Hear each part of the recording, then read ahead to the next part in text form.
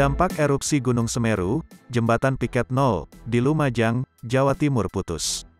Jembatan itu putus ketika abu vulkanik dari puncak Jonggring Saloko menghujani kawasan lereng gunung. Akibat jembatan putus itu, beberapa orang dikabarkan hilang. 2 orang di antaranya, penambang pasir dan 1 orang lain ialah seorang perempuan yang merupakan salah satu pemilik warung di Jembatan Piket 0. Saya tadi dapat informasi ada 3 orang yang hilang. Mereka terjebak kepulan asap dan sekarang masih dicari, kata Wabub Lumajang Indah Amprawati. Pantauan di lokasi putusnya Jembatan Piket 0 atau yang biasa disebut Geladak Perak membuat jalur alternatif terputus. Petugas pun memblokade jalur itu menggunakan ranting pohon, untuk mencegah warga nekat mendekati lokasi. Di sisi lain, terlihat juga sebagian besar warga di Kecamatan Candipuro mulai bersiap mengungsi.